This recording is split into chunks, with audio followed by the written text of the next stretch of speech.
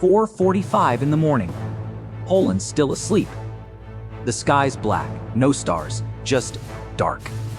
September 1st, 1939. In 1 hour, everything changes.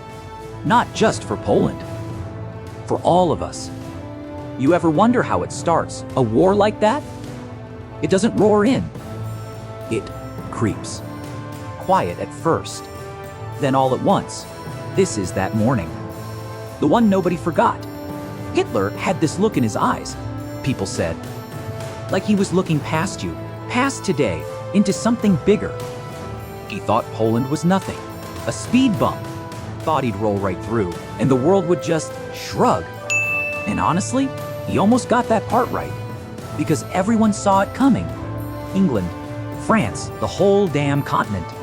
They all saw him building up his army, making speeches, drawing lines on maps. But nobody moved. They just talked. Joseph Beck, Poland's foreign minister, he spent months in those rooms, diplomatic rooms, polished tables, men in suits drinking tea. He kept saying the same thing. We can still fix this, we can negotiate. But Hitler? He wasn't there to fix anything. He was stalling, waiting for the night to get dark enough. And on August 31st, he got his excuse. Not a real one, a fake. He staged an attack on a German radio station, dressed prisoners up like Polish soldiers, shot them, left the bodies there for the cameras. A lie. Neat and clean. Ready for the papers. And that night, in Berlin, he signed the order. Fall Weiss. Case White. The invasion. 1.5 million men. 2,000 tanks. Over 1,600 planes.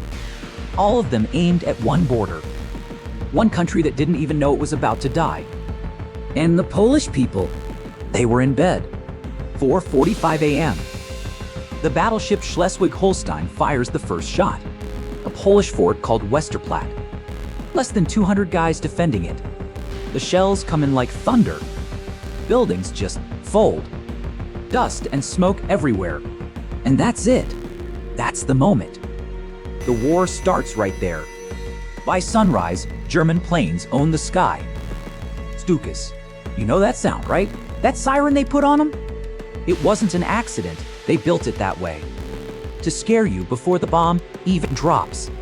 And it worked. Warsaw, Krakow, Łódź. Every city heard it. There's this woman in Warsaw. She wrote in her diary, "I thought the world was ending. I thought we'd been forgotten." She wasn't wrong about that second part. The roads fill up fast.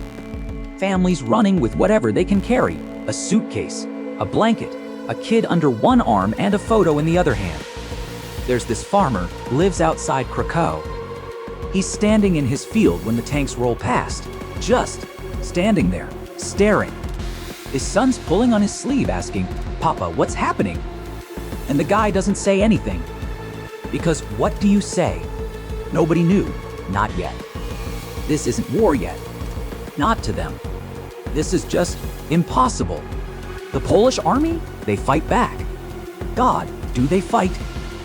But here's the thing, they've got horses, cavalry, sabers, lances, going up against panzers. Sounds crazy, right? It was. But what else were they supposed to do? They weren't ready. Nobody was. There's a battle, Krojanty, Polish cavalry. The Pomeranian Brigade, they charge straight into a German unit. 250 men on horses, sabers out, screaming, just going for it. And for like 30 seconds, they break through. They actually do it. But then, the tanks show up. 18 guys made it out. 18. Out of 250. A German officer wrote about it later, said, "I'd never seen bravery like that, or waste like that, or waste like that." Bravery, waste. Yeah, that sounds about right. By the end of day one, Poland's air force is gone. Most of the planes didn't even get off the ground. The ones that did, old biplanes going up against Messerschmitts. It wasn't a fight, it was a massacre. One pilot got shot down over Warsaw, crawled out of the wreckage and said, "We're not losing, we're drowning. Drowning." In fire, in steel, in speed they'd never seen before. This was Blitzkrieg, lightning war. Fast, brutal, unstoppable. And Poland was alone. September 3rd. 2 days after the invasion starts, Britain and France declare war on Germany. People in Poland hear it on the radio. They cry, they hug each other, they think, finally, help's coming. But it doesn't. No British planes show up. No French tanks cross the border. The declarations are real, sure. But the help, that's just words. And people keep dying. There's a town, Wielan, small place, right near the German border. 4:40 in the morning, 5 minutes before the official start of the war, the Luftwaffe drops bombs on it. Not a military target, just a town. Hospital, church, houses. They were practicing, testing their aim. 1,200 people died in the first hour. 1,200. Before most of the world even woke up. A nurse there, she was pulling kids out of the rubble. She said, I didn't know what was worse, the ones screaming or the ones who weren't. War doesn't start with a declaration. It starts when the talking stops. When a kid stops crying because there's nobody left to hear it. When a mother stops looking because she already knows. When the whole damn world sees something coming and just watches. They all knew. Every leader, every diplomat, every guy signing a treaty with Hitler, shaking his hand, smiling for the cameras. They knew. They just hoped he'd stop. Hoped Poland would be enough.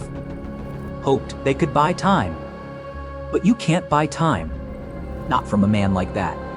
And by September 17th, the Soviets invade from the east. 2 enemies, 2 fronts. No way out.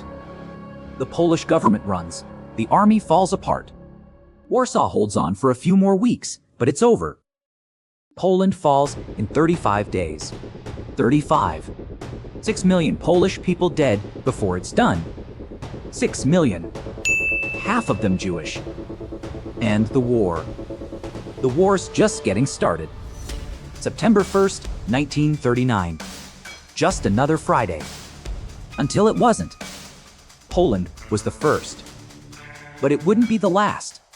Over the next 6 years, 60 million people die. Cities burn, empires collapse. And we invent a new word, genocide, because we didn't have one for what we were seeing. But here's what gets me. It didn't have to be like this. Not this fast, not this brutal. Because wars don't start with tanks rolling across borders. They start with silence. The silence when diplomats stop talking. The silence when leaders pick pride over peace. The silence when regular people see the signs and look the other way. In 1939, the world looked away. And Poland paid for it. But Poland never forgot. There's a memorial in Warsaw now. A wall, covered in names. Soldiers, civilians, kids, every single one of them. Remembered. And carved into that wall, somebody wrote, "For those who fought when the world did nothing." That's the lesson, isn't it? Not that war's inevitable, but that silence is a choice. And every choice costs something. On September 1st, 1939, the world stopped talking. And 60 million people never spoke again. This was the war in 10 minutes. Time passes. Voices fade. But the war